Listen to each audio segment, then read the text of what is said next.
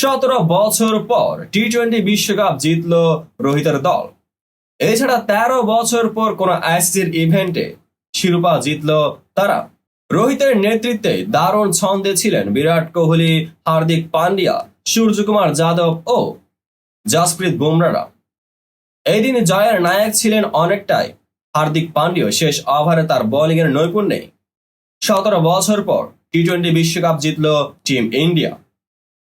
এবার বিশ্বকাপ জেতার 105 ঘন্টা পরে দেশে ফিরলেন রোহিত কোহলিরা। জয়ের বন্ধনা চলছে পুরো ভারতে, বিশ্বেই। চলুন এই বিষয়টি নিয়ে পুরো বিস্তারিত জানা যাক। অবশেষে দেশে নামলেন রোহিত শর্মা, বিরাট কোহলিরা। টি-20 বিশ্বকাপের ট্রফি আরও একবার ফিরল তার আদি নিবাস ভারতে। 2007 সালে এই ট্রফি এসেছিল ভারতে। 2009 সালে তা হাতছাড়া হয় টিম ইন্ডিয়ার। 17 বছর পর আবার সেই ট্রফিটাই এলো ভারতে। রোহিত শর্মা, বিরাট কোহলি, সূর্যকুমার যাদবরা ফিরলেন টি-20-র বিশ্বসেরা হিসেবে। বৃহস্পতিবার স্থানীয় সময় সকাল 6টা 5 মিনিটে দেশে নামে টিম ইন্ডিয়া। এত ভোরেও সেখানে ছিল দর্শক আর ভক্তদের ভিড়। হারিকেন বেরিলের প্রভাবে রোববার থেকে বন্ধ করে দেওয়া হয় ওয়েস্ট ইন্ডিজের বিমানবন্দরগুলি। ফলে নির্ধারিত সূচি অনুযায়ী দেশে ফিরতে পারেনি ভারতীয় দল। বিশ্বজয়ীদের দেশে ফেরাতে এয়ার ইন্ডিয়া কর্তৃপক্ষের সঙ্গে যোগাযোগ করে বিশেষ বিমানের ব্যবস্থা করেন বিসিসিআই কর্তারা। নিউ জার্সির নেয়ার থেকে একটি বিমান চলে যায় বার্বাডোজে। এরপর ভারতীয় সময় বুধবার দুপুর 2টোর সময় বার্বাডোজ থেকে যাত্রা শুরু করে ভারতীয় দলের বিশেষ বিমান। 16 ঘন্টার যাত্রা শেষে দেশে ফিরলেন রোহিত, বিরাটেরা। প্রাকৃতিক দুর্যোগে আটকে থাকা রোহিত শর্মা, বিরাট কোহলিদের দেশে ফেরাতে বিশেষ উদ্যোগ নিয়েছিলেন বিসিসিআই কর্তারা।